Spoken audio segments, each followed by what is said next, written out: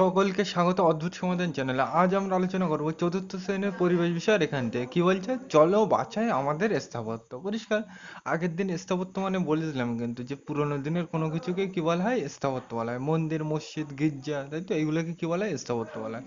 তাহলে এখান থেকে কেমন প্রশ্ন আসবে সেগুলো নিয়ে আলোচনা করা যাক। তাহলে চলো আলোচনা করা যাক। তাহলে এখান থেকে প্রথম প্রশ্নটা লিখবে যে কোন কোন কারণে স্থাপত্যের ক্ষতি হয়। কি লিখবে প্রশ্নটা? কোন কোন কারণে স্থাপত্যের ক্ষতি হয়? উত্তর হবে ভূমিকম্প, বন্যা, ঝড় বৃষ্টি। বোঝা গেল? তাহলে এখান থেকে পরে প্রশ্নটা লিখবে যে কোন স্থাপত্যের একটা বড় অংশ ভূমিকম্পে ভেঙে গিয়েছিল। উত্তর কি হবে? কোণারকের মন্দির। পরিষ্কার। আগের দিন বলেছিলাম কোণারকের মন্দির, যে ছবি ছিল কি, ওটা সূর্য মন্দির, তাই তো। তাহলে ওখানকার একটা বড় বড় অংশ কি ভূমিকম্পে ভেঙে গিয়েছে। পরিষ্কার। তাহলে আমরা পরে প্রশ্নে যাই। তাহলে এখান থেকে পরে প্রশ্নটা লিখবে স্থাপত্যের ভাস্কর্য নষ্ট হয় কিভাবে। স্থাপত্যের ভাস্কর্য মানে কি? তোমরা দেখেছো পুরোনো দিনের মসজিদ বা মসজিদের গায়ে যে ডিজাইন করা থাকে তাকে কি বলা হয়? ভাস্কর্য বলা হয়। পরিষ্কার। তাহলে ওই ভাস্কর্য কিভাবে নষ্ট করা হয়? নিচেই দেওয়া আছে, দেখো। কলকারখানা, গাড়ির ধোঁয়া, ধুলোতে কি হয়? স্থাপত্যের ভাস্কর্যের ক্ষতি হয়। বোঝা গেল? কলকারখানার ধোঁয়ার থেকে বায়ু দূষণ হয়, আর বায়ু দূষণ হলে তোমার হচ্ছে অ্যাসিড বৃষ্টি হয়, আর অ্যাসিড বৃষ্টি হলে ক্ষতি হয় ওইগুলো। পরিষ্কার।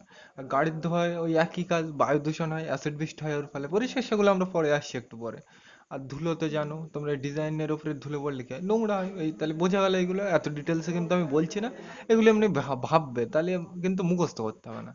বোঝা গেল? তাহলে পরে প্রশ্নে যাওয়া যাক। এর পরে প্রশ্নটা লিখবে যে তাজমহল ড্যাশ মার্বেল পাথর দিয়ে তৈরি। কি লিখবে? তাজমহল ড্যাশ মার্বেল পাথর দিয়ে তৈরি।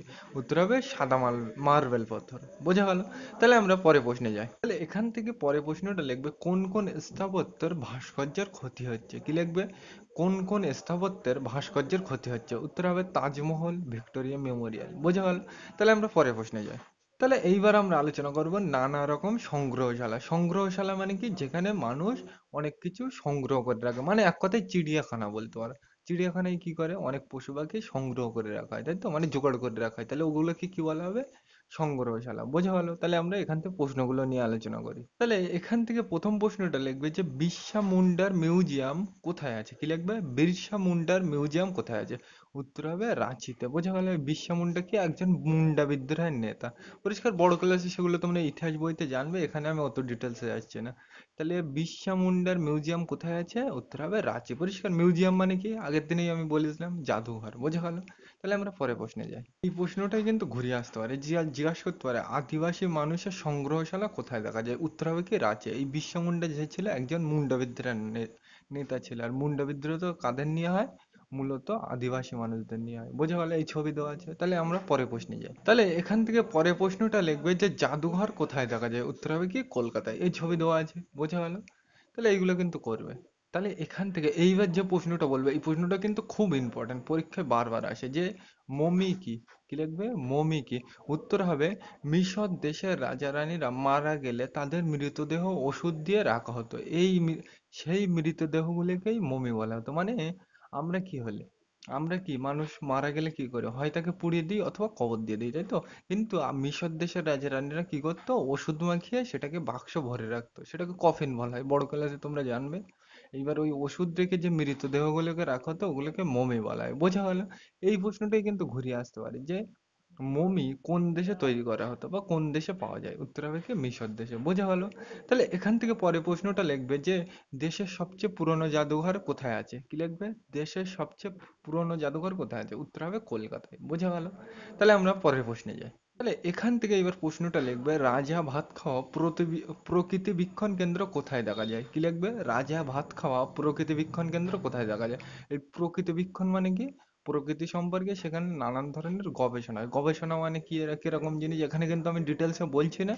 বড় ক্লাসে তোমরা উঠলে তখন বলতে পারবো। তার মানে প্রকৃতি কি কারণে ভালো থাকবে, কি না করতে পারি, ওই সব কিছু নিয়ে গবেষণা করা হয় বা আলোচনা করা হয়। তাকেই কি বলা হয়? প্রকৃতি বীক্ষণ। বোঝা গেল? তাহলে প্রশ্নটা কি লিখবে? রাজা ভাত খাওয়া প্রকৃতি বীক্ষণ কেন্দ্র কোথায় দেখা যায়। উত্তর হবে জলপাইগুড়ি জেলার বক্সা অরণ্যের মাঝে। বোঝা গেল? তাহলে আমরা পরের প্রশ্নে যাই। তাহলে এখান থেকে পরের প্রশ্নটা লিখবে যে কোন সংগ্রহশালার দেয়ালে যুদ্ধের ছবি আঁকা আছে। উত্তর কি হবে? এই এখানেই আছে, কি? রাজা ভাত খাওয়া। বোঝা গেল? তাহলে আমরা পরের প্রশ্নে যাই। এখান থেকে পরের প্রশ্নটা লিখবে যে পটচিত্র সংগ্রহশালা কোথায় দেওয়া যায়। পটচিত্র মানে কি? দেখো এই দেয়ালে নানান ধরনের ডিজাইন আঁকা আছে, তাই তো, এগুলোকেই কি বলে? পটচিত্র বলে। আগের দিন আমি বুঝিয়ে দিলাম। পরিষ্কার? তাহলে কি লিখবে প্রশ্নটা, পটচিত্র সংগ্রহশালা কোথায় দেখা যায়? উত্তর হবে নয়া পিংলার গ্রামে। পরিষ্কার? এই প্রশ্নটাই কিন্তু ঘুরিয়ে আসতে পারে যে নয়া পিংলা গ্রাম কোথায়, কোন জেলায় অবস্থিত? উত্তর হবে পশ্চিম মেদিনীপুর জেলা। পরিষ্কার? তাহলে আমরা পরের প্রশ্নে যাই। তাহলে এখান থেকে পরের প্রশ্নটা লিখবে লেপচা মিউজিয়াম। মিউজিয়াম মানে কি? একটু আগেই বললাম মিউজিয়াম মানে কি, জাদুঘর, তাই তো? তাহলে লেপচা মিউজিয়াম কোথায় দেখা যায়? উত্তর হবে কি, দার্জিলিং জেলার কালিম্পং এ। বোঝা গেল? তাহলে আমরা পরের প্রশ্নে যাই। তাহলে এখান থেকে পরের প্রশ্নটা লিখবে গান্ধী স্মারক সংগ্রহালয় কোথায় দেখা যায়? কি লিখবে? গান্ধী স্মারক সংগ্রহালয় কোথায় দেখা যায়? উত্তর হবে ব্যারাকপুর। পরিষ্কার? তাহলে আমরা পরের প্রশ্নে যাই। তাহলে এখান থেকে পরের প্রশ্নটা লিখবে যে মহাত্মা গান্ধীর ব্যবহার করা জিনিসপত্র কোন সংগ্রহশালায় আছে? এইটাই কিন্তু হবে উত্তর, কি, গান্ধী স্মারক সংগ্রহালয়। বোঝা গেল? তাহলে আমরা পরের প্রশ্নে যাই। এখান থেকে পরের প্রশ্নটা লিখবে বৃষ্টির জল সংরক্ষণের মডেল কোন সংগ্রহালয়ে দেখা যায়? উত্তর হবে কি, দীঘা বিজ্ঞান কেন্দ্রে। বোঝা গেল? তাহলে আমরা পরের প্রশ্নে যাই। এই ছবিও দেওয়া আছে এখানে। তাহলে এখান থেকে পরের প্রশ্নটা লিখবে যে কোথায় কোথায় বিজ্ঞান কেন্দ্র রয়েছে? এখানে বিজ্ঞান কেন্দ্র মানে কি, সেখানে বিজ্ঞান ভিত্তিক মানে আলোচনা হয় অথবা সেখানে বিজ্ঞান ভিত্তিক জিনিসপত্র সংগ্রহ করা আছে। উত্তর কি হবে? বর্ধমান, পুরুলিয়া। বোঝা গেল? তাহলে আমরা পরের প্রশ্নে যাই। এখান থেকে পরের প্রশ্নটা লিখবে বিড়লা শিল্পী কারিগরি সংগ্রহশালা কোথায় অবস্থিত? কি লিখবে? বিড়লা শিল্প কারিগরি সংগ্রহশালা কোথায় অবস্থিত? এই ছবি দেওয়া আছে। বোঝা গেল? এটা হবে কলকাতায়। বোঝা গেল? তাহলে এখান থেকে এইবার যে প্রশ্নটা বলবো, এই প্রশ্নটা কিন্তু খুব ইম্পর্টেন্ট। কি লিখবে? ভারতের সবচেয়ে পুরনো বিজ্ঞান মিউজিয়ামের নাম? উত্তর হবে বিড়লা শিল্প কারিগরি সংগ্রহশালা। বোঝা গেল? তাহলে আমরা পরের প্রশ্নে যাই। তাহলে এখান থেকে এবার আমরা এটা নিয়ে আলোচনা করি। তাহলে চলো এখান থেকে আলোচনা করা যায়। তাহলে এখান থেকে প্রথম প্রশ্নটা লাগবে গুরু সুদয় দত্ত মিউজিয়াম কোথায় দেখা যায়? উত্তর হবে কি, কলকাতার ঠাকুরপুকুর ব্রতচারী গ্রামে। বোঝা গেল? তাহলে এগুলো কিন্তু বুঝতে হবে। তাহলে আমরা পরের প্রশ্নে যাই। তাহলে এখান থেকে পরের প্রশ্নটা লিখবে যে ব্রতচারীর প্রতিষ্ঠাতা কে ছিলেন? উত্তর হবে গুরুসদয় দত্ত। বোঝা গেল? এই প্রশ্নটাই কিন্তু ঘুরিয়ে আসতে পারে যে গুরুসদয় দত্ত মিউজিয়াম কার নামে গড়ে ওঠে বা কার নামে তৈরি হয়? উত্তর হবে কি, ব্রতচারীর প্রতিষ্ঠাতা গুরুসদয় দত্ত। এত বড় না লিখে তুমি কি শুধু গুরুসদয় দত্ত লিখলেও কিন্তু হবে। বোঝা গেল? তাহলে আমরা পরের প্রশ্নে যাই। এখান থেকে পরের প্রশ্নটা লিখবে বাংলার লোকশিল্পের নানা জিনিসপত্র কোথায় রাখা রয়েছে? উত্তর হবে সংগ্রহশালায়। পরিষ্কার?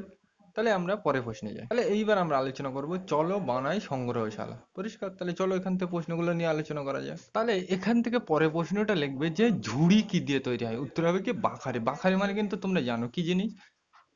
বাঁশকে চেলা করে দেখবে ছোট ছোট কি তোলা হয়, চটা তোলা হয়। এইবার ওই চটাকে ছোট ছোট করে কেটে কেটে যে জিনিস পাওয়া যায় তাকেই কি বলা হয়? বাখারি বলা হয়। পরিষ্কার? তোমরা জানো এইগুলো, আমি কিন্তু ডিটেলসে বলছি না। তাহলে আমরা পরের প্রশ্নে যাই। তাহলে এখান থেকে এই প্রশ্নটাই কিন্তু ঘুরে আসতে পারে যে কি, যে কোন কোন জিনিস দিয়ে সংগ্রহশালা তৈরি করা যায়? উত্তর হবে এই এই যা দেওয়া আছে এইগুলো পয়েন্ট পয়েন্ট করে লিখে দেবে, কর দাগে যা আছে এই পরপর লিখবে। পরিষ্কার? আমি কিন্তু অত ডিটেলসে বলছি না, এইগুলোই লিখে নেবে। পরিষ্কার? বোঝা গেল? এই প্রশ্নটাই কিন্তু ঘুরে আসতে পারে যে